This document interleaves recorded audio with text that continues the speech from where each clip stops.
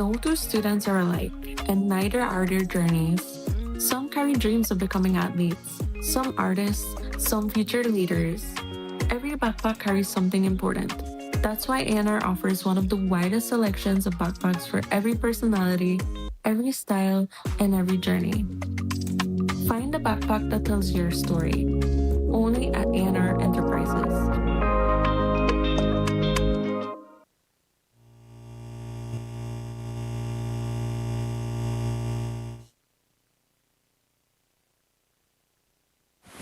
Mister, tapos yung gwengso. Yeah, why you call me for? You know here what happened? Somebody just remote one. You believe you could stay for what I got? Yeah, I can't go with you then.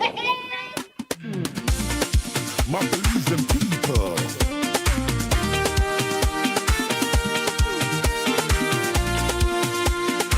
Rise up, rise up. My Belizean people.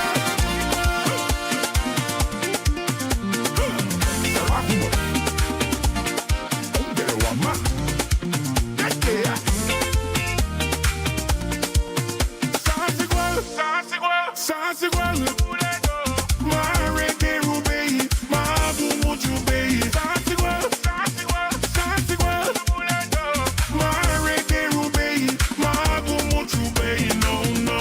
Tigabu Ayanuha. Luaku Adija. Lumeme Udiru. Lida Wageira. No matter how Sabina Waiti and Uma. Namune, I have Waiti and Uma. Revolution and revolutions. They will never end. Revolution continues. Revolution and revolutions. It will never end. It will never end. No. It's all about the progress. Yeah. Transform that I did last. Yeah. Opportunity and achievement. No beliefs and left in the past. Think about it with me, yeah. Every child can imagine a future bigger than before. Beliefs and spirit will prevail. Hey. I can yes and I go.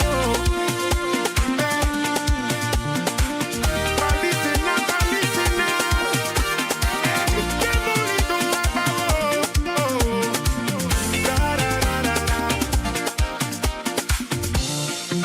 Take it. Sasigual, orale. Sasigual, orale. Sasigual, orale. Revolution of people will never end. Hear what I'm saying? Revolution is now. Sasigual. Marete Rubei, Mabu Jubei. Sasigual. Marete Rubei, Mabu Jubei. No. It's all about the progress. Yeah. Transform that I did last. Yeah. Opportunity and achievement. No beliefs and left in the past. Think about it with me, yeah. Every child can imagine a future bigger than before. Beliefs and spirit will prevail.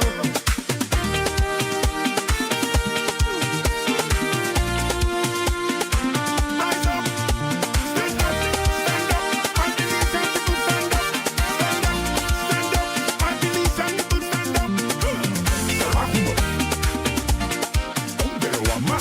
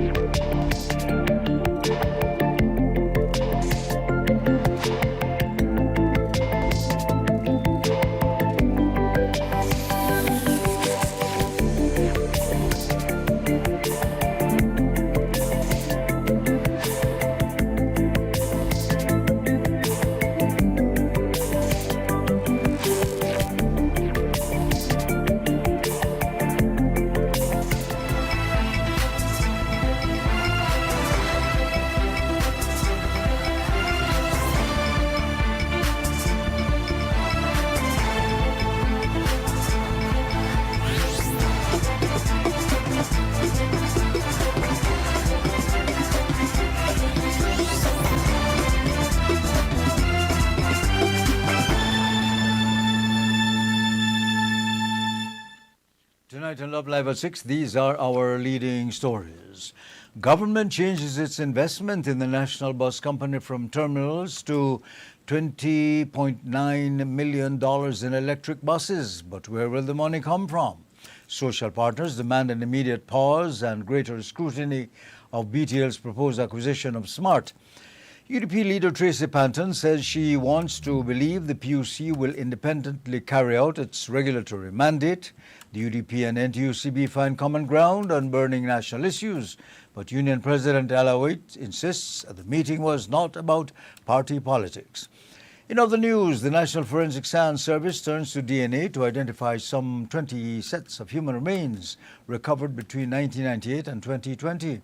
And Chenamal business leaders explore investment opportunities connected to Belize's planned port expansion. Stay with us for those stories and others in tonight's Love Live at 6. Introducing GrowWatt, a global leader in distributed energy solutions, delivering innovative solar technology trusted around the world. Engineered for reliability, designed for sustainability, built to power every scenario, powering homes, empowering businesses, creating a smarter energy future for Belize. For residential hybrid systems that maximize energy independence, to homes across Belize benefiting from smarter, more efficient power management.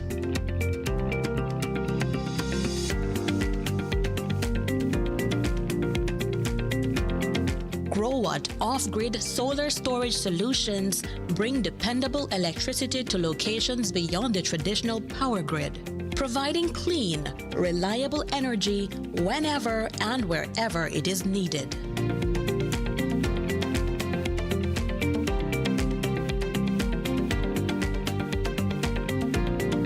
For businesses, GrowWatt delivers powerful commercial and industrial energy solutions that help reduce operating costs while improving energy security, including proven installations right here in Belize, helping businesses operate efficiently with dependable solar energy systems.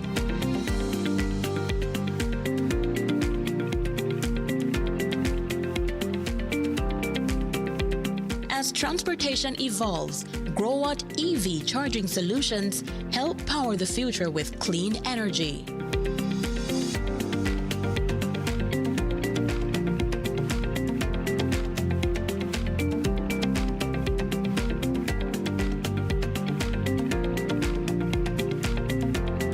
Need power on the move? GrowWatt portable solar power solutions provide flexible energy for construction sites, events, emergency applications, and temporary installations.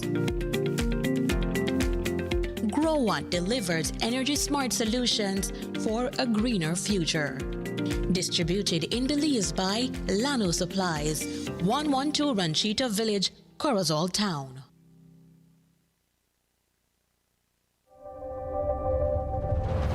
Cada conexión es más que solo una señal, es un estudiante abriendo las puertas a su futuro a través de la educación digital. Una mente joven atreviéndose a soñar en grande. Nuestra cultura compartida con el mundo en tiempo real. Y héroes cotidianos respondiendo al llamado del deber cívico. Cuando nos conectamos con Digi, empoderamos a Belice. Pelican is more than just brewed in Belize. It's made of Belize. And being made of Belize means being authentic, unique, and proud. This is what that looks like.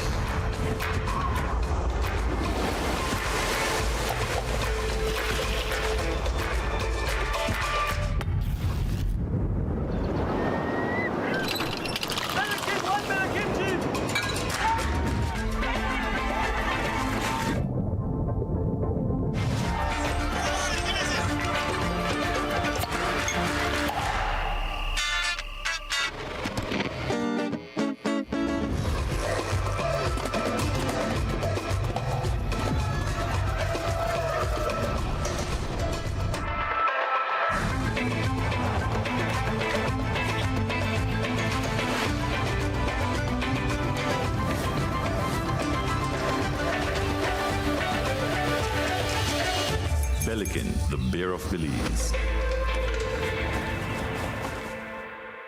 There are many stories to be shared about what it means to be made of Belize. Join Belikin in celebrating our Belizean heritage by sharing your unique story. A few of these stories will be selected to be produced into Belikin Made of Belize videos. Those chosen will receive Belikin Bear for a year and will be invited to join us during production. Let's tell the stories of what it means to be made of Belize. Please send us a WhatsApp message at 630-6519 or email us at madeofbelize@skz.bz. BTB Accommodations License Renewal 2026 opens August 1st through the online portal. BTB is also having its license renewal clinic countrywide, starting August 10th in Corozal, then in Orange Walk, Key Cocker, San Pedro, Hopkins, Placencia, Toledo, Belize City, San Ignacio, and Belmopan. Remember, to successfully process your renewal at the clinic, managers with portal access must bring updated electronic copies of renewal requirements. Licenses will be ready the same day at the clinic. Accommodations operating beyond October 31st, 2026 without successfully completing the renewal process will receive a violation ticket. Operating without a valid license commits an offense. For more information, please contact our compliance officers at 227-2420 extension #247. Email hotels@belizetourismboard.org or WhatsApp us at 635-3688. Renew your BTB accommodation license through the online portal starting August 1st, 2026, or look out for the renewal clinic near you. The world is watching. The stakes are high. And with an Atlantic Bank credit card, your moments start online. Bro, tickets just dropped. I have my credit card ready. So how many tickets, guys? I'll take two. Want two? I want three. Go further, experience more. Make your online purchases seamless, secure, and in real time. All right, let's buy the tickets now. What did you do, bro? I need to enter a password. Oh, Atlantic Bank's credit card has a 3D secure feature to protect your online shopping. Check your email. Some transactions require an additional layer of security. 3D Secure adds an extra verification step. An OTP is sent to ensure it is you authorizing payment. Guys, we got the tickets! Yes! Your online transactions made with Atlantic Bank credit cards are fast, safe, and verified. Atlantic Bank, building the future together.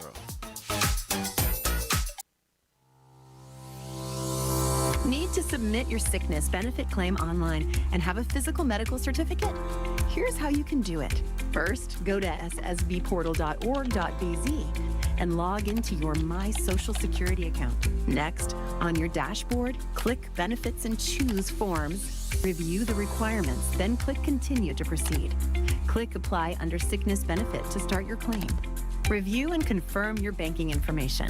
If it is not correct, select No and follow the steps to update your banking details. If your banking information is correct, select Yes. Next, if your illness is not related to an injury at work, select No and proceed to upload your medical certificate.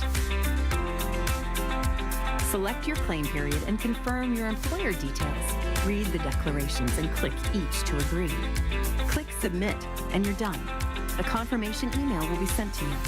Your employer will also receive an email with your claim details and a request for your salary information. If needed, submit your sickness benefit claim online and receive real-time status updates.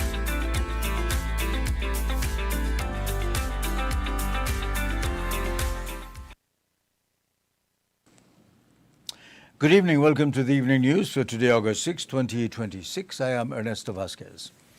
The National Forensic Science Service is undertaking renewed efforts to identify approximately 20 sets of human remains that have remained unidentified for as long as 28 years.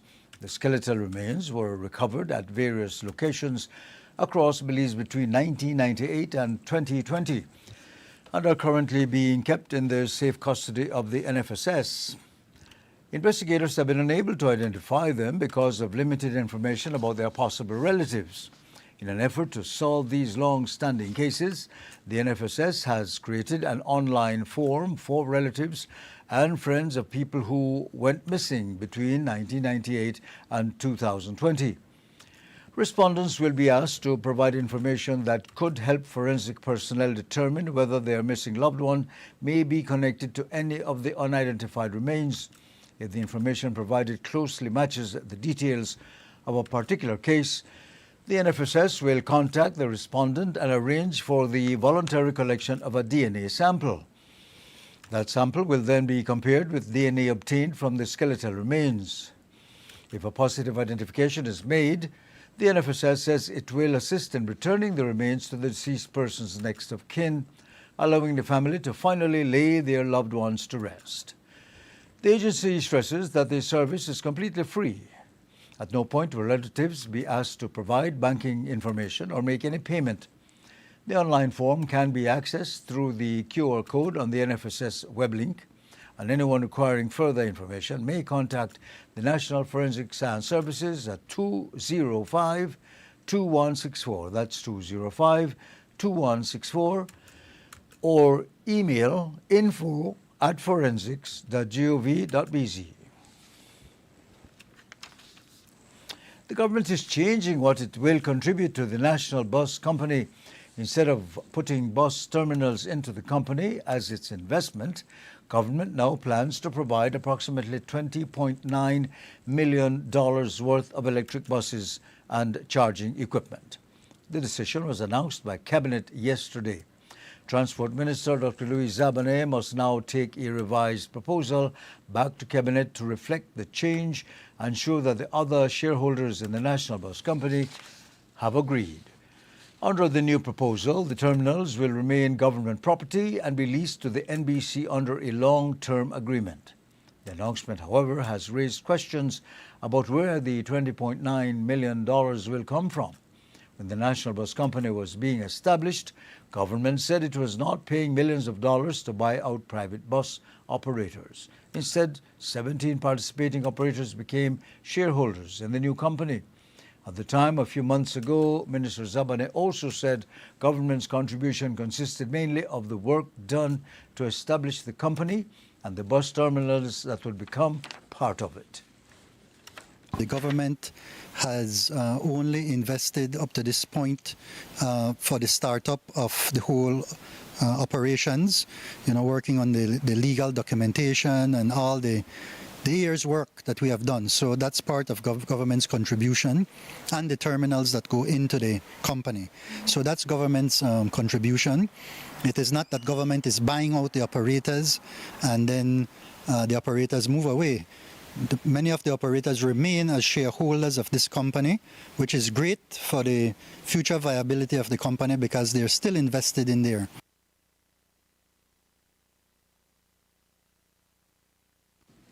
Well, so far, Cabinet has not indicated whether the money will come directly from taxpayers through a loan or from another source.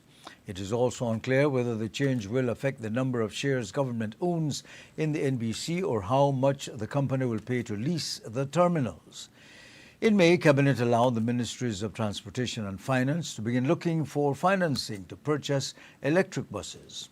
Minister Zabane said the government was considering a 15-year loan with the NBC expected to repay that loan from its own income. At the time, however, he said the financing arrangement had not been finalized. Yes, basically we're looking for a 15-year loan that would be the first 5 years interest only, and then the principal and interest for the next 10 years. So Cabinet agreed that that structure would be supported and that we could proceed now with identifying which one of the funding sources would be best suited for us. We have a number of options on the table. We've had Taiwan, we have the European Union, and with the European Investment Bank. And then we also have, based on a meeting we had in South Korea, a combination with the Green Climate Fund and potential funding from IDB. So those different options have been on the table. We're quite advanced already with Taiwan and with the EU. So those are much advanced. With the IDB and Green Climate Fund, we haven't knocked on that door again. We know that they have indicated that there's a potential path there, and that will be pursued as well. But we know we're quite advanced with them. NBC itself would pay the loan directly from the NBC. So the objective would be to attempt to get this this structure in place without having a full guarantee or a guarantee from the government. Again, those are some of the things that we're working on, and we haven't crossed that bridge as yet.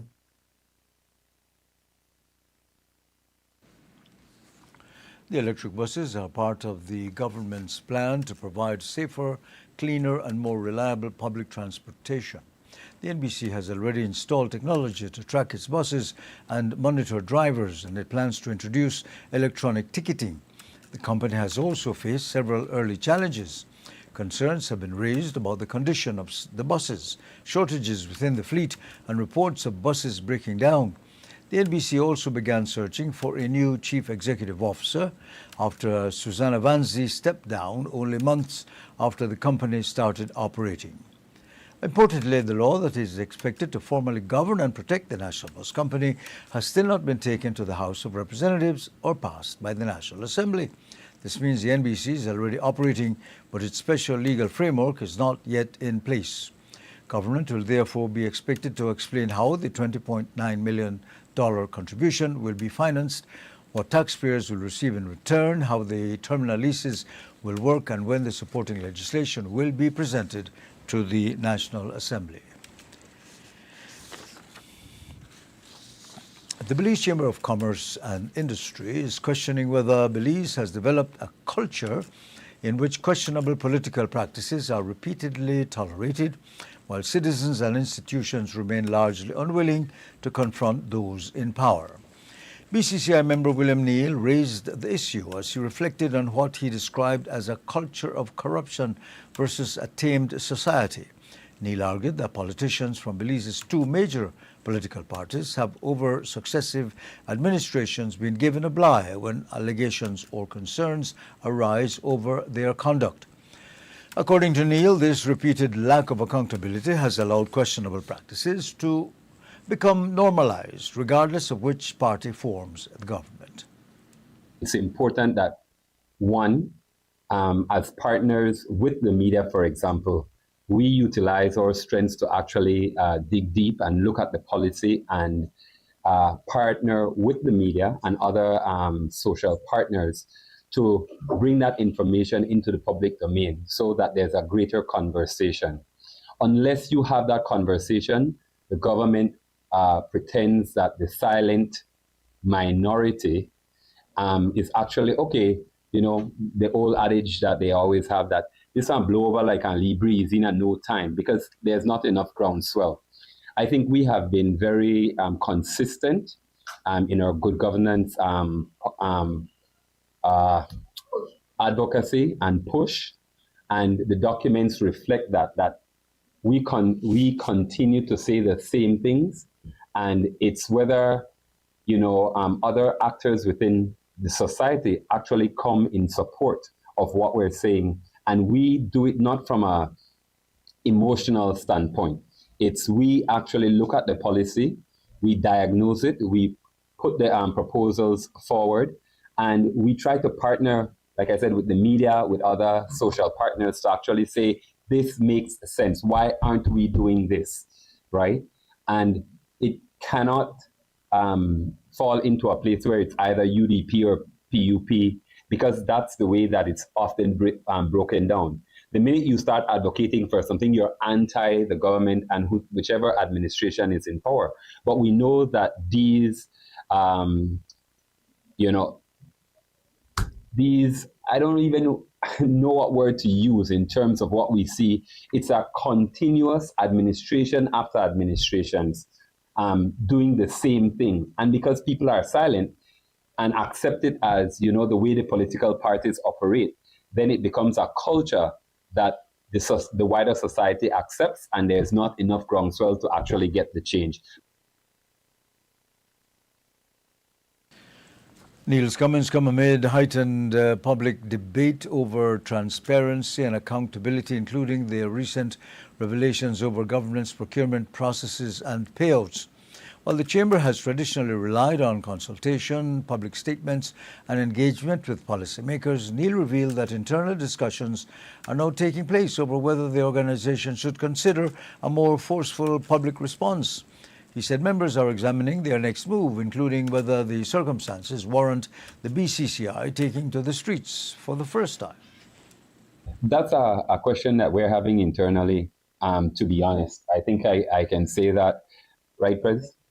We've been having that conversation because we've been doing the work.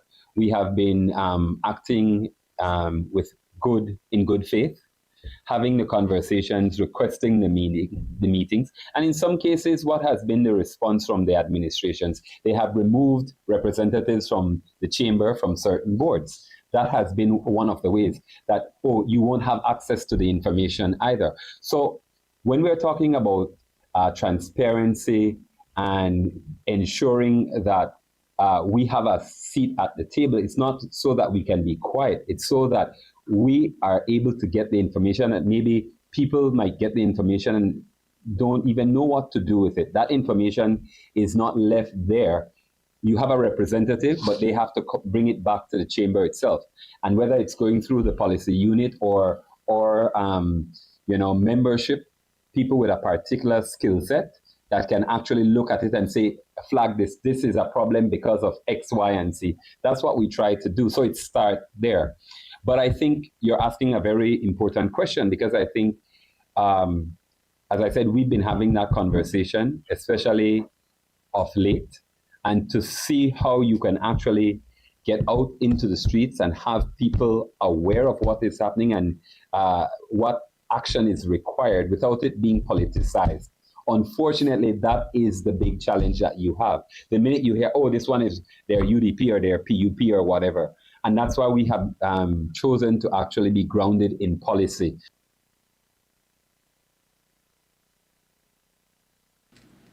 The possibility of street action would represent a significant departure from the Chamber's usual approach. BCCI President Giacomo Sanchez confirmed yesterday that protest action is not within the organization's traditional nature, although he acknowledged the concerns being raised by the business community. Foreign Affairs Minister Francis Fonseca has explained why he did not accompany Prime Minister John Brisenia to Washington, D.C. for a meeting with the United States Deputy Secretary of State. When questioned about his absence, Fonseca said it was due to medical advice following a recent heart procedure. The minister explained that while he has returned to his official duties, he has not yet been cleared to travel. My doctors have not cleared me to travel yet, so I can't travel. And both I and the Prime Minister asked Senator Courtney to join him in Washington, D.C. How have you been feeling? Yeah, a lot better. I think getting stronger every day. Not 100% yet, but getting there. Fonseca did not disclose when he expects to resume international travel. Prime Minister Brisenia led Belize's delegation to the high-level meeting, where discussions reportedly focused on matters of mutual interest and the continued strengthening of relations between Belize and the United States. Primary school teachers across Belize are being trained on pollution, hazardous chemicals and environmental protection as the Department of the Environment works to strengthen environmental education in schools. The 6-day workshop, being held in partnership with the Ministry of Education, is designed to give teachers the knowledge and tools they need to help students understand environmental issues and make responsible choices from an early age. The training targets teachers from Standard 4 to Standard 6 classrooms and is carried out in each district across the country. The first session was held today at E.P. York High School in Belize City, where the teachers learned about the effects of pollution, the safe handling of hazardous chemicals, and ways to include environmental lessons in their classrooms. The workshop forms part of the department's continued efforts to promote environmental responsibility, including the National Anti-Littering Campaign launched in January of 2025. The campaign encourages Belizeans to practice proper waste disposal and take greater responsibility in keeping their communities clean. The training continues tomorrow in the Cayo district as the department moves forward with its district-by-district sessions. Janelle Roberts, environmental technician at the Department of the Environment, says the partnership with the Ministry of Education is helping to create greater environmental awareness among the students through the teachers. So far, it's going so well. The participants have been very receptive. Right now, they're just doing a group discussion on what they believe are sources of pollution, and I hope that they will take away proper disposal methods after this workshop, and that they will also follow the slogan, "Our Belize, Our Responsibility, Bin It." We're hoping that they not only take it to their schools, but also to their classrooms, where they will then practice proper disposal methods and also raise awareness on ways to reduce our carbon footprint and reduce pollution overall in Belize. One of the teachers taking part in the training is Rosetta Mosiah, a teacher at Stella Maris Primary School. She says the information gained from the workshop will help her better educate students about protecting the environment and understanding the impact of their actions.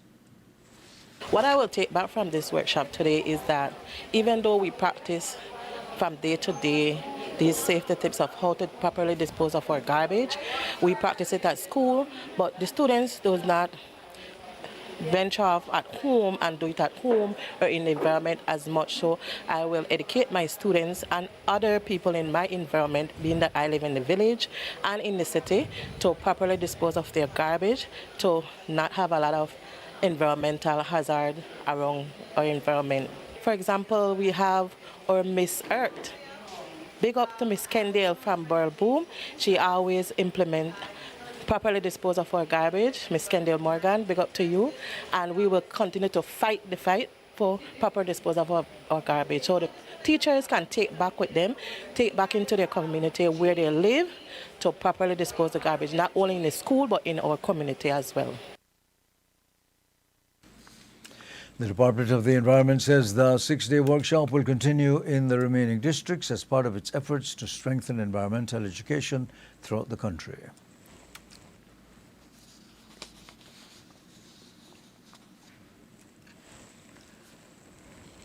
Prime Minister John Briceño met today with stakeholders in the sugar industry to discuss the ongoing mealybug infestation and receive updates on initiatives aimed at strengthening the sector.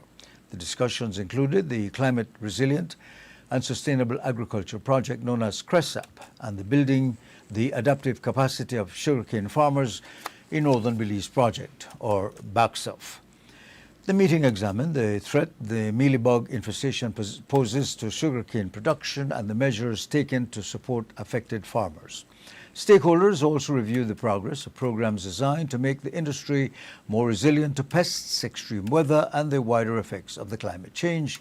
The BACSUF project is financed by the Green Climate Fund and implemented by the Caribbean Community Climate Change Center, commonly known as the 5 Cs.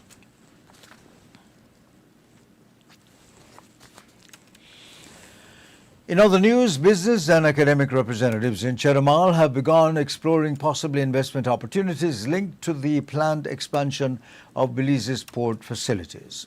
The discussions were held with Belize's former ambassador to the United States, Daniel Guterres, who presented the proposed development as an opportunity to strengthen commercial ties between Belize and Quintana Roo.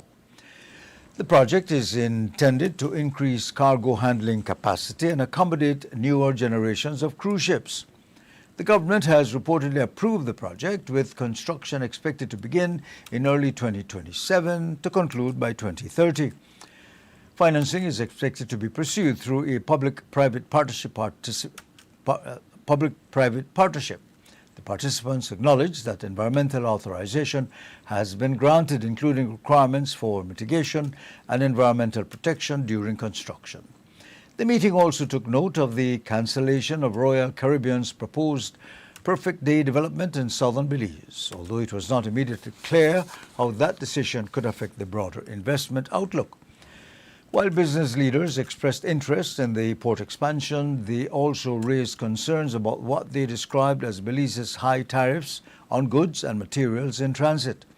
noting that importers have access to alternative ports and would not necessarily be dependent on routes passing through Belize. Those concerns could affect the competitiveness of the expanded facility and could require further discussions on costs and trade arrangements. Following the presentation, Guterres and Quintana Roo Government Strategic Projects Coordinator Artemio Santos agreed to establish working groups to identify possible areas of investment. These are expected to include opportunities connected to Quintana Roo's Polo de Desarrollo del Bienestar or Welfare Development Pool. The proposed working groups represent an initial step with no specific investments or binding agreements announced.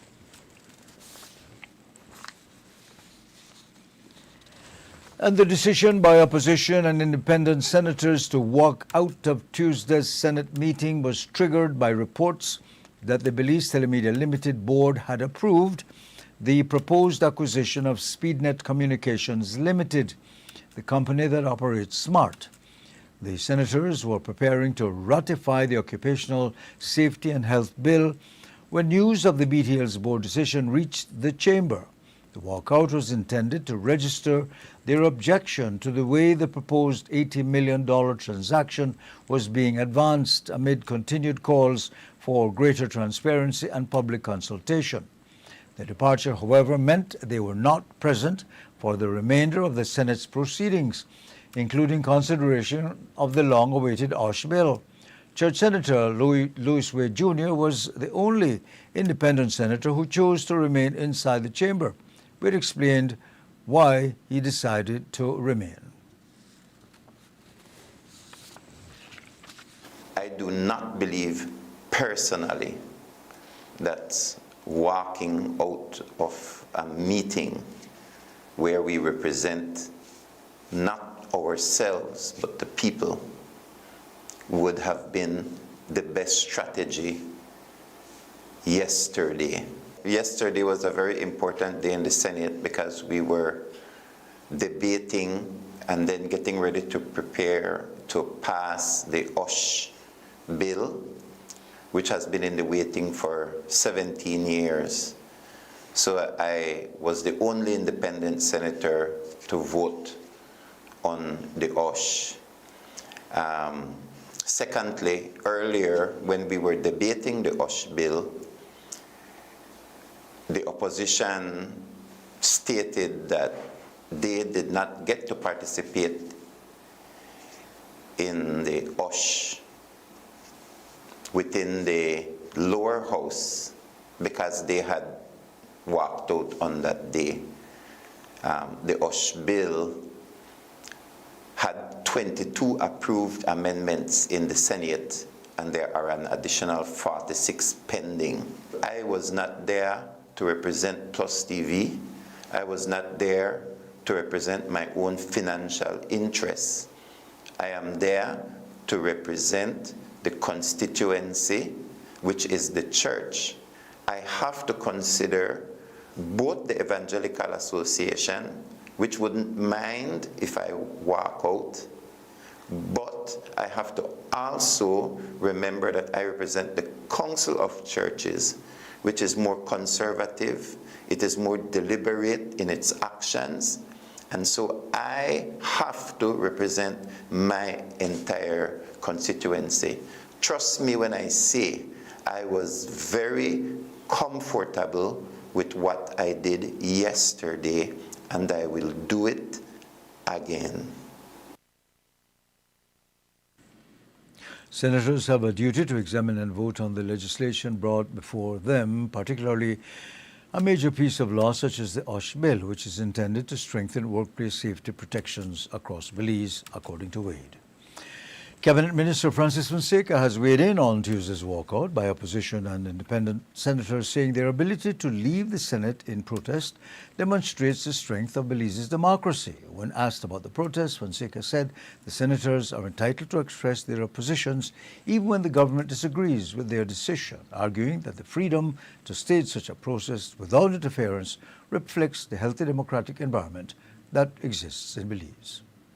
It's democracy at work. I think we should all celebrate that. there's nothing wrong with that. They decided that they wanted to take that action at that time. So, there's nothing wrong with that. I'm sure they will follow explaining why they took that action. So it's democracy at work. And I think all Belizeans should celebrate the fact that we live in a strong democracy where we have different opinions about serious issues facing our country. So we should respect that and celebrate it. The senators who left the meeting have maintained that their action was intended to register concerns over the BTL Smart transaction and what they say has been insufficient transparency and consultation surrounding the proposed acquisition.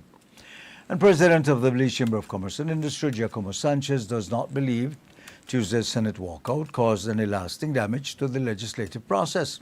While the action was intended to protest the BTL Board's approval of the proposed acquisition of the SpeedNet Communications Limited, Sanchez suggested the moment was not as significant as some have portrayed it.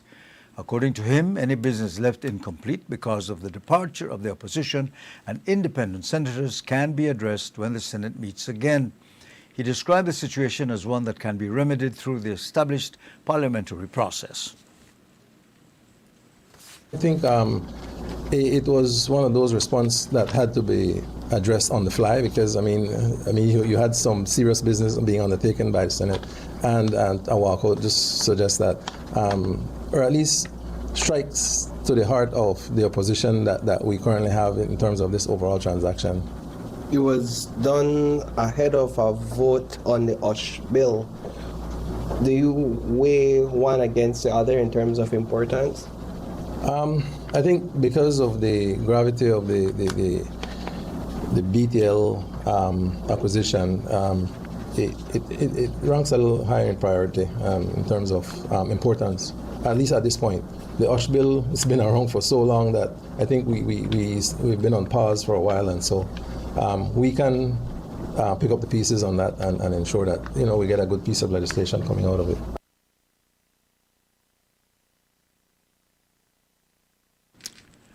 Sanchez's remarks add another perspective to the debate, suggesting that while the walkout sent a political message over the proposed BTL Smart acquisition, it did not create an irreversible setback for the OSH legislation or the work of the Senate. Meanwhile, social partners have renewed their call for the proposed BTL acquisition of SpeedNet Communications Limited to be placed on hold, not as a rejection of BTL's efforts to strengthen its position, but to allow outstanding concerns surrounding the transaction to be independently reviewed.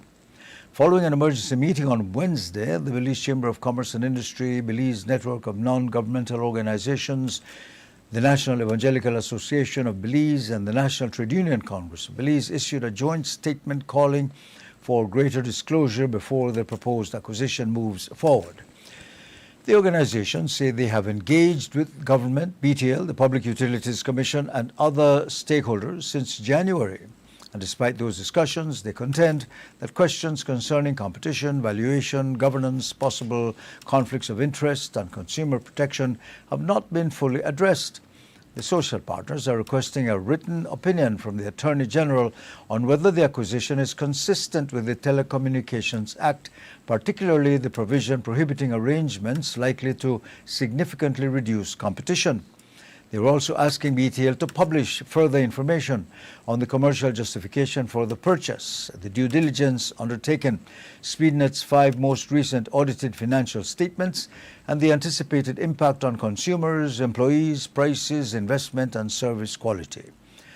The social partners, however, believe an independent regulatory assessment and an opportunity for public comment should come before any final approval. They have indicated that lawful options, including regulatory, parliamentary, and legal action, remain available if their concerns are not addressed. And the United Democratic Party and the National Trade Union Congress of Belize met today and found common ground on several pressing national issues. The meeting came amid growing public debate over the proposed BTL acquisition of SpeedNet Communications Limited. which operates under the SMART brand. UDP leader Tracy Panton said the discussions covered several areas of national concern and examined how the opposition and the union movement could respond. She was also asked whether the meeting could lead to protest action in the coming days. Is there going to be like a national demonstration anytime soon? I don't think we're at liberty to say what the plan of action is at this time, but suffice to say that we agree there's maybe not on all initiatives, but on some initiatives there can be and will be collaboration. As we understand it, there's an emergency cabinet meeting tomorrow because the Prime Minister must be aware that he's losing control of his cabinet. And so I think they underestimate the views of the people of this country. Civil unrest is one activity. There are several other ways to register your concern, and the chamber serves a particular constituency, a particular membership, and I am sure that their membership, that when they issue statements, they don't do so unilaterally, but it's consultation with their membership, and they have issued very strong statements on their position on the acquisition. So I believe there are going to be maybe other ways in which the chamber can not only express their view, but put pressure on government.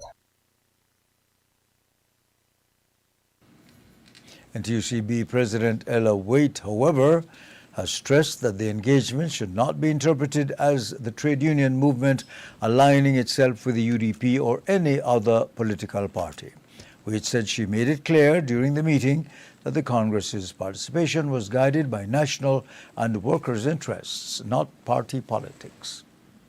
We had to repeat that the NTUCB does not take part in any political activities. We're not very clear, but we understand their position. They are here as well.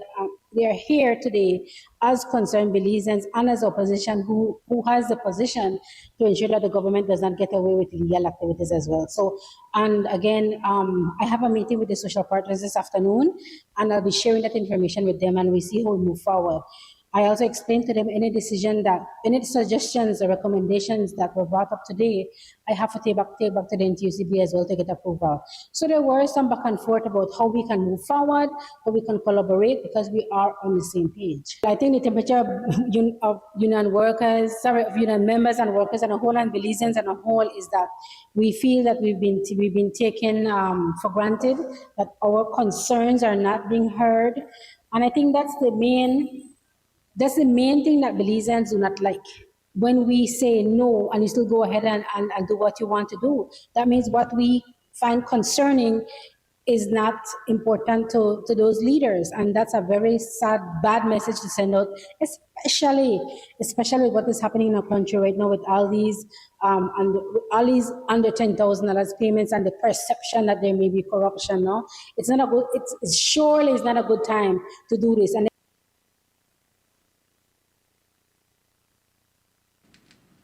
both sides indicate that while they may approach the issues from different positions, they share concerns about accountability, public consultation, and the protection of Belize's national interests. And so opposition leader and UDP leader Tracy Panton says she would like to have confidence that the Public Utilities Commission will carry out its regulatory responsibilities independently when reviewing BTL's proposed acquisition of SpeedNet Communications Limited. Panton made the comment following today's meeting between the UDP and the National Trade Union Congress of Belize, noting that the PUC has a legal duty to examine how the proposed transaction could affect competition, consumer service quality, and prices within the telecommunications sector. While expressing hope that the regulator will fulfill its mandate, Panton said the review must be transparent and guided by the public interest. I would like to take the PUC at its word. I would like to. The truth of the matter is we're jaded. We have seen in the past where the political directorate on these bodies take their instructions from the government and not necessarily in the interest of the people.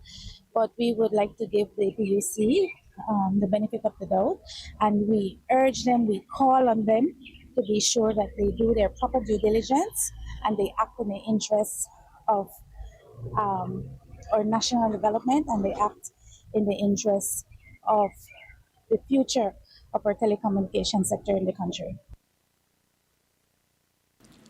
The proposed acquisition cannot be finalized solely through the approval of BTL's board. It remains subject to continued due diligence, contractual negotiations, and the regulatory process. Social partner organizations have called on the PUC to publish its assessment of the possible effects of the transaction and invite public feedback before making a determination. BTL, meanwhile, maintains that the acquisition could produce operational efficiencies, improve services, and strengthen the country's telecommunications infrastructure. And the Department of the Environment continues to investigate the fish kill reported near Isabella Bank and Scotland Half Moon, amid unconfirmed reports that industrial waste may have contaminated the waterway. Information circulating within the affected community suggests that waste discharged by a factory may have contributed to that contamination. However, that claim has not been confirmed, and no factory has been officially identified as the source of that incident. DOE personnel remain in the area observing conditions, collecting information, and processing water and fish samples. The results are expected to help investigators determine the type of contamination involved and trace its possible source. UDP leader Tracy Panton was asked whether the opposition was monitoring the developing environmental situation, and this is what she had to say. We have our caretakers on the ground in the Village Road Valley area doing an assessment for themselves. We're waiting for a report and some more detailed information. So we can't implicate anyone at this time until we have all the information in hand.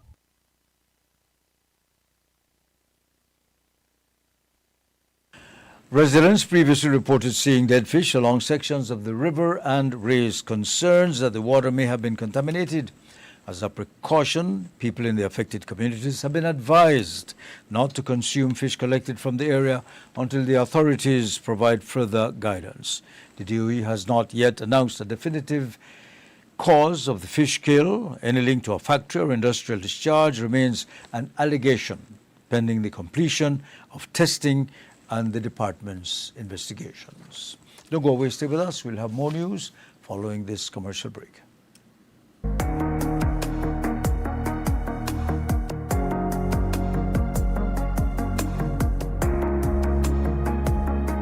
People, not businesses, power the economy.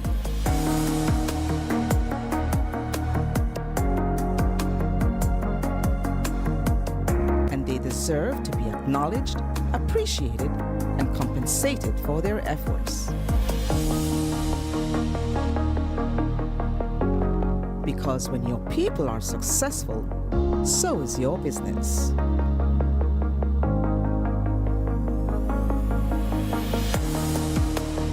Neo People, simplify your HR and payroll needs with one powerful solution. Commercial Cleaning and Products of Belize, CCP, formerly known as Carpet Care Plus, offers a wide variety of professional restorative cleaning services and products in Belize. With over 20 years of experience in the industry, our mission has always been to provide our customers with the best products and services for quality, safe, and environmentally friendly cleaning. What separates us from the rest? The services we offer. Fabric cleaning for all types of carpets, upholstery, walls, and drapes. Vehicle detailing for both the interior and exterior. Total restorative cleaning of ceramic and porcelain tiles for floors, walls, marble, granite, limestone, travertine, clay, and more. Degreasing and polishing of the entire kitchen and all its equipment. Also custom concrete designs. We are a supplier of the most cost-efficient and economically viable products when you buy our specialized super concentrated formulas, such as cleaners, disinfectants, deodorizers, and sanitizers. Additionally, we also carry professional cleaning equipment, such as mops, buckets, vacuums, doormats, and window equipment, which are very durable and practical. You can order any of our products online at www.ccpbelize.com. CCP Belize uses only trained technicians, professional commercialized equipment, and EPA-certified products. Our products are 100% biodegradable. We also have certified green products, which are used by Green Globe-approved companies. Visit us at 68 North Front Street, Belize City, or contact us at telephone 223-1820. Email us info@ccpbelize.com. So it started off like any other summer day in Belize. I decided to go down to Builders Hardware since I hear they had 25% off on summer outdoor products. I got a couple of items, a chair, a grill, a cooler, and I got carried away, but the prices were so good. But anyways, I might have gotten comfortable, maybe too comfortable. Then I saw the news, man, the hurricane season was not playing with me. But thank God, Builders also had 25% off hurricane preparedness items as well. Flashlights, batteries, sealant, first aid kits, everything I need. And guess what? My grill survived.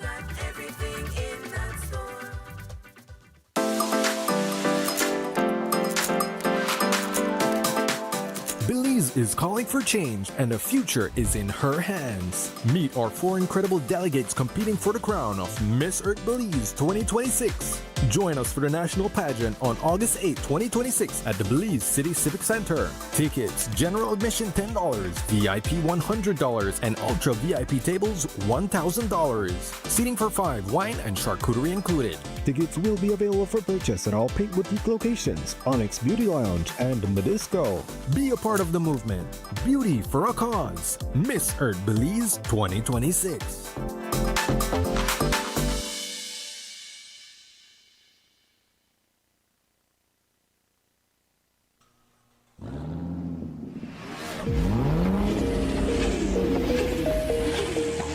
Rev up your engines at Puma Energy and get ready for an exciting chance to fuel, fill, and win.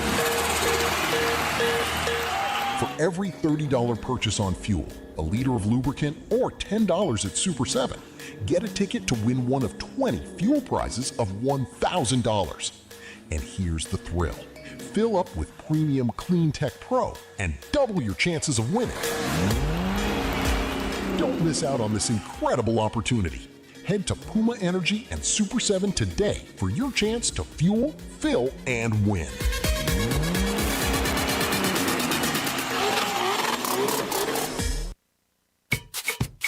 Belize, you feel it yet? Carnival season there. Creole Heartbeat there too. One brand new showcase band celebrating for we Creole culture with rhythm, with pride. Come wear the beautiful costumes. We talking you on the road. Join the band. Call 600-7453 or email creoleheartbeat@gmail.com. Creole Heartbeat, come feel the rhythm.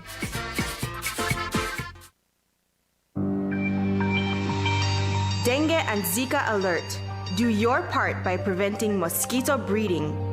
The Ministry of Health reminds the public that as we enter the rainy season, be aware of the dangers of dengue, chikungunya, and Zika. These are infectious diseases that are transmitted by the bite of Aedes aegypti and Aedes albopictus mosquitoes. These mosquitoes are most active in early morning and late afternoon. Activities that should be done to prevent dengue and Zika include: avoid having containers that can collect water in your yard. Cover water storage containers such as drums. Change the water in flower pots every 4 or 5 days. These are ideal breeding sites for the mosquito. With the elimination of breeding sites in and around the yard, dengue and Zika can be avoided. Dengue and Zika begin with sudden onset of high fever. Other signs and symptoms include rash, joint pain, eye pain. The public is also encouraged to use mosquito repellent spray or lotion on the body or clothing. Do your part by preventing mosquito breeding. A health and wellness message from your Ministry of Health. Back to School 2026 with the Angelus Press is here. And this year is bigger and better. We're talking unbelievable deals all summer long. Starting June 15, stock up on all your school essentials. New notebooks? Check. Fresh backpacks? Check. Prices that make you smile? Double check. Mommy, I want my new Samsonite backpack. That's right. Samsonite still offers a sweet 1-year warranty. And hey, you even get a free merch with purchase while supplies last. Stay in the loop by following the Angelus Press on social media. Every Friday during our back to school season, look out for our jaw-dropping This Stuff for Real deals. So before you shop, make sure you follow The Angelus Press, your back-to-school headquarters all summer long. The Angelus Press and the Love Foundation, transforming lives with love.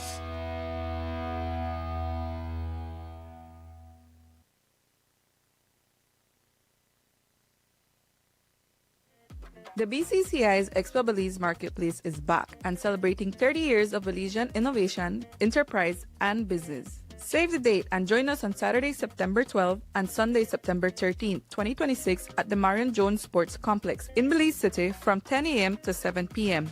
Experience Belize's premier marketplace where entrepreneurship and opportunity come together under one roof. From exclusive deals and promotions to delicious food, drinks, and live entertainment, the Expo Belize Marketplace has something for everyone. Whether you're shopping, networking, discovering what's new, or simply enjoying the Expo vibes, this is one event you don't want to miss. Celebrate 30 years of business excellence with us at the Expo Belize Marketplace 2026, where Belize does business. See you there. Sponsors include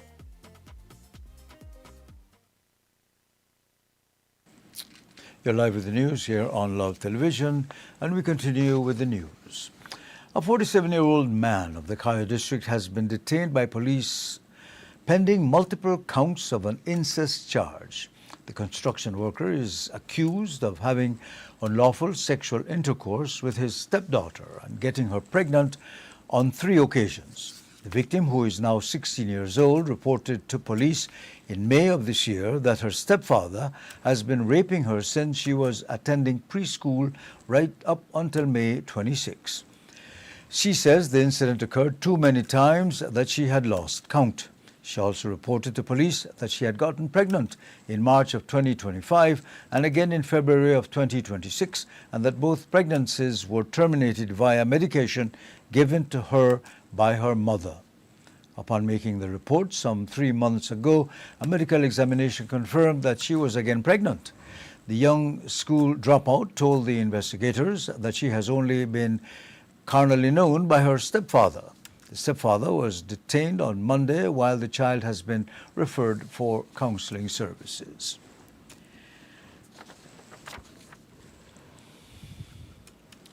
And the police are trying to put the pieces together with several unrelated incidents reported across the country, including an alleged machete attack, firearm threats, a disputed vehicle transfer, a traffic incident, and ammunition offenses. In San Jose Succots Village, 66-year-old businesswoman Emerita Chuk was hospitalized after she was attacked with a machete by her grandson on Saturday evening. Chuk told police that she was outside her home when the young man approached her with the weapon. She raised her arms to protect her face and sustained chop wounds to both arms and her right ear. Her injuries were certified as grievous harm. Police later detained Jermaine Shamir Williams and recovered a machete near Chuk's residence. Williams was charged with attempted murder, grievous harm, and use of deadly means of harm. Chuk told investigators that her grandson had been experiencing mental health and substance abuse problems and that she had previously tried to secure assistance for him. In another incident, 3 Belize City men have been charged after police recovered 3 live 9mm rounds from a vehicle abandoned near the Yabra Bridge early Sunday morning. The officers found a damaged black Ford Escape and detained Devon Garcia, Esmond Austin, and Isani Conerky. During the search, Garcia allegedly grabbed the ammunition and threw it towards a nearby canal, but the rounds landed in an open yard and were recovered. All 3 men were charged with keeping ammunition without a gun license, while Garcia was additionally charged with obstruction. In another Belize City incident, 19-year-old Jeffrey Woodeye reported that he was threatened during a confrontation with a neighbor on Tuesday morning. Woodeye told police that rocks had apparently been thrown onto the roof of his home and that while investigating, he encountered a man known to him as Dominic. The neighbor allegedly had an object resembling a firearm tucked into his waistband and threatened to shoot Woodeye in the face. Woodeye later visited the Raccoon Street Police Station and requested court action. In other police news, in Orange Walk, they have increased their engagement with residents of San Jose Village following concerns about speeding vehicles and motorcycles within that community. So on Wednesday, Officer Commanding the Trial Farm Police Substation, Inspector Melanie Anderson, Deputy Commander Inspector David Carl, and other officers conducted a meet and greet operation in that village. The team visited several homes to hear directly from residents about safety and policing concerns. Residents identified speeding along village streets as a major problem, calling for the installation of speed bumps to improve road safety. The officers assured the community that increased police patrols would be conducted as concerns are taken up with the relevant authorities. The officers also shared crime prevention advice, including measures residents can take to secure their homes and protect property left in their yards. Contact cards bearing the Trial Farm Police Substation's telephone number were distributed to provide residents with a direct line for assistance. The community members welcomed the police presence, expressing appreciation for the visit and continued engagement. We'll be back with more news right after this commercial break.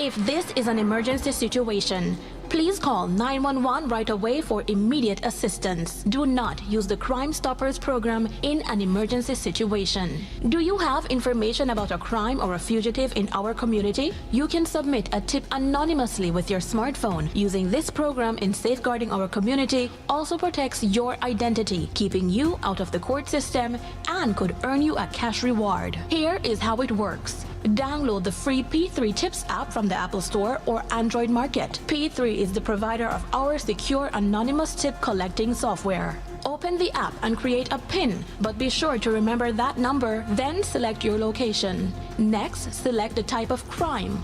When submitting a tip, be as specific as possible.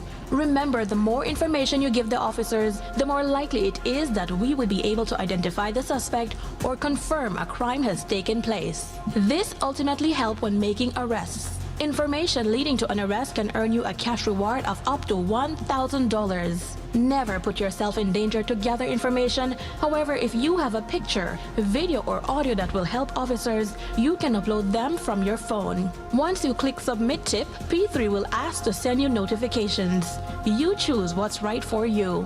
Once your tip is submitted, you'll be given a tip ID and password. Keep that info safe as you'll need it to check the status of your tip. Using the app, simply log back in using the PIN you created when you first opened it. Check back if your tip leads to an arrest. You'll be told how much you were rewarded and how to anonymously collect your cash.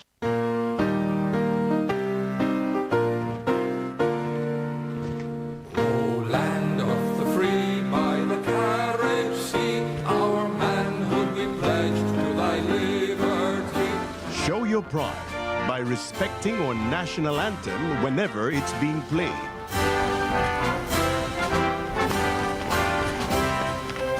We're blessed. We are free. We are proud. This is our beliefs. Respect it, cherish it, love it.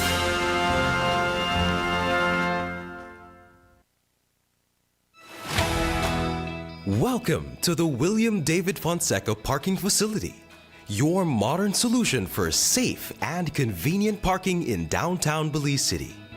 With easy payment options such as prepaid cards or coins, parking downtown has never been easier. Enjoy affordable rates as low as 75 cents for 15 minutes, $1.50 for 30 minutes, and $3 for an hour. Open and available 24/7. Park smart.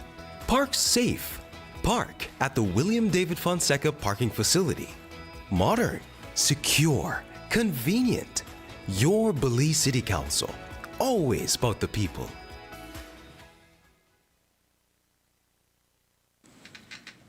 Welcome back as we continue with the evening news here on Love Television. Staff from the United States Embassy in Belmopan visited Belize's National Assembly yesterday for a first-hand look at the country's legislative process and the work of its parliamentary institutions. The delegation participated in a guided tour led by National Assembly personnel, including Clerk to the National Assembly, Clarita Petch, and Acting Deputy Clerk, Manuel Grant. 2 members of Parliament also joined the engagement. During the visit, embassy staff toured the chamber, learned about the respective roles of the House of Representatives and the Senate, taken through the stages of Belize's lawmaking process, from the introduction of a bill to its debate and final passage into law. The visitors received information on the work of parliamentary committees, which examine proposed legislation and provide opportunities for closer review and public consultations. Officials say the exchange reflects shared interest in supporting strong democratic institutions, effective governance, and a better understanding of the parliamentary process. The Agriculture Department in the Kurzall District is strengthening the skills of local beekeepers through a 2-day technical training focused on improving hive management, colony health, and honey production, which was held on August 4th and 5th. The workshop brought together 18 participants, including honey producers and agricultural extension officers, who learned about bee biology, feeding techniques, proper hive management, and how to identify and manage pests such as the varroa mite and small hive beetle. The training was conducted in collaboration with the National Beekeeping Coordinator, Miguel Huertas, and the Climate Resilient Agriculture Project, also known as CRESAP. Huertas says sessions are designed to provide beekeepers with practical knowledge to improve their operations and respond to the challenges affecting bee colonies. The training came at an important time because beekeepers are facing increasing challenges for climate variability, pest and disease. And by strengthening our technical knowledge and promoting good beekeeping practices, we can improve our colony survival, the increase of honey yields, and enhance the livelihood of our beekeeping community. And it was a very interesting idea because we noticed farmers were all the time they were paying attention. They were all involved. Each one had a specific area because when we went to the field, I gave one farmer, all right, you hold on this feeder, and you will, when it is time for you, you will be the one who will be working with this specific feeder. And then we went on the other, you will be working with the pest and disease, so when your time comes, he's the one that will come up, and then we will work together so everyone can see. The farmers are more engaged now in this industry. We can see that in the future, in the short future, there should be a more robust and more quality product in our shelves, which is our Belizean local honey. We have noticed that our industry is growing, and then we need to seek export markets so we can get our beekeepers more into large scale in production of honey. Now we have our marketing arm for the Ministry of Agriculture, which is BMDC, Belize Marketing and Development Corporation. They are currently looking for the area where we can export our honey. They are currently purchasing honey from Orange Rock Beekeepers Cooperative, and now they are looking to expand purchasing more honey because there is opportunity to export to El Salvador and possibly Bahamas. They are already working in the area of standardizing the boxes and the bottles where honey will be exported. And then those are the ones who are looking forward to get a market out of Belize. Agriculture Extension Officer Alexis Blanco says these practical sessions better prepare the beekeepers to manage their colonies throughout the year.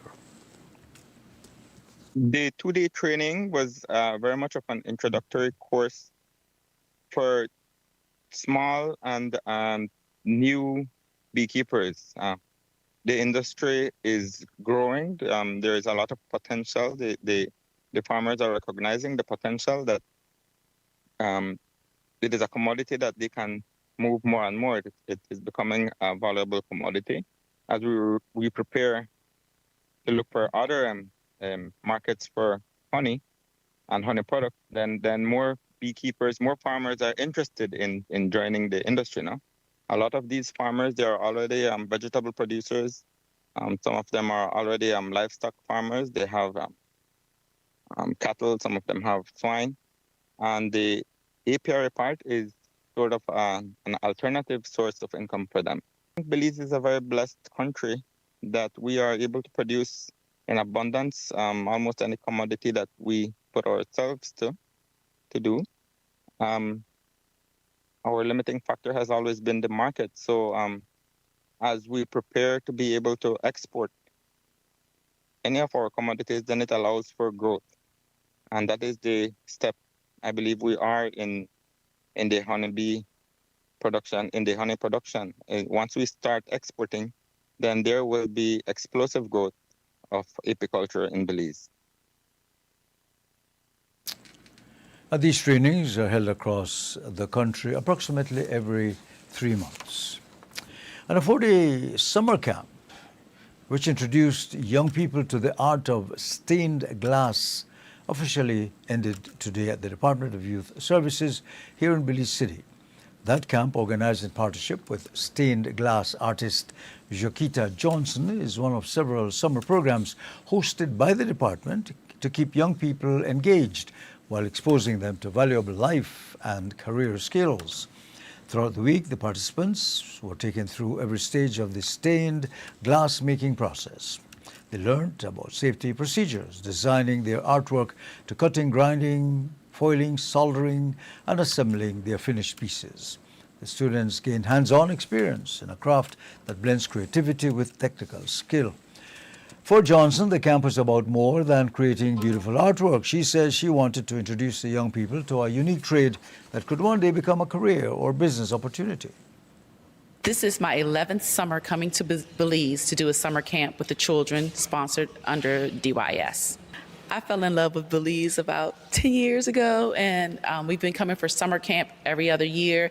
And then we loved it so much, so we come back every year. So between here and Cuba, we switch back and forth. And the children are so well behaved. They're eager to learn. They're quick learners. There's some difficult skills that they've been learning. We started doing a STEAM camp many years ago, and now we've just increased the amount of projects that they're doing. So we used to only focus on science and technology. We've included the art, the math, all parts of STEM.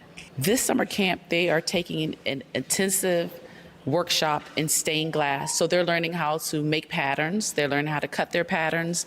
They're proficient at glass cutting. They're proficient at grinding the glass, foiling the glass, as well as soldering. So they're doing skills in this camp that they could use outside in the workforce. So if they wanted to become a plumber, they could learn how to solder pipes together.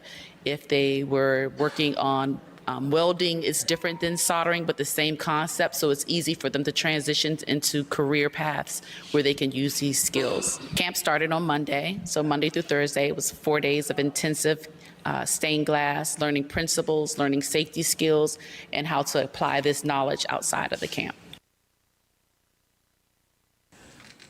At the end of the camp, those participating proudly showcased the stained glass pieces they created over the 4 days. For many, it was their first experience working with the medium, but one they say has left a lasting impression. One participant, Kayana Garai, says the camp challenged her to learn something new while building her confidence and creativity. My experience has been very great this summer. I will recommend it to other younger people because it's very fun and it helps us to like learn more about certain things, and then it like brings out the creativity in me that I thought I never had. So what I have learned is how to cut glass, make different shapes even out of animals, and how to solder that I never know what that was before, and foiling and much more things. Do you recommend others to join it? I would certainly do because it's very fun, interesting. It like also kind of home memories back when you grow up. You can like show your kids and like look what I made. It's very fun, and you can also like help them. Maybe it can be something someone wants to do more down in their career. And the Department of Youth Services continues to host a number of summer camps across the city. With that story, we bring to an end tonight's edition of the Evening News here on Love Live at 6. We thank you for choosing us. Stay with us for tonight's program at 7:30, Belize Watch. Right now, we'll bring you the latest weather news. Thanks again. Have a good night. I am Ernesto Vasquez.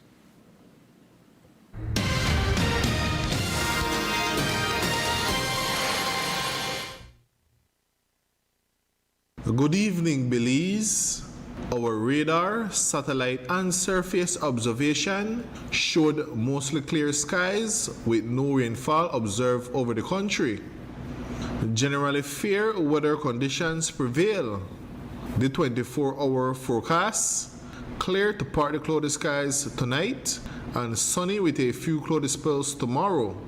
Showers or thunderstorms will be isolated with a medium chance of a few more over the Toledo district later tonight into tomorrow morning. The low temperatures for tonight will drop to around 82 degrees Fahrenheit along the coast, 74 inland and 68 up in the hills. The maximum temperatures for tomorrow will reach 89 degrees Fahrenheit along the coast, 95 inland and 82 up in the hills. The winds will be from the east-northeast at 5 to 15 knots, and the sea conditions will be like chop. A low tide will occur tonight at 9:18, followed by a high tide early tomorrow morning at 3:41, another low tide just before midday tomorrow at 11:52, and another high tide tomorrow evening at 6:26. The sun will set this evening at 6:23 and will rise early tomorrow morning at 5:33. The moon will rise just after midnight at 12:02 and will set tomorrow afternoon at 1:45. In the sargassum forecast, there's a high chance that more sargassum mats could impact beaches, especially over the northern half of the country during the next few days. The outlook for Friday night and Saturday is for similar weather conditions to prevail. In the tropical weather outlook, the tropical Atlantic remains quiet as we don't expect any tropical development over the next couple of days. For a review of our forecast and other products, please visit our website at nms.gov.bz. Our next forecast comes out at 6 a.m. tomorrow morning. With that, we end this evening's forecast from the Belize National Met Service.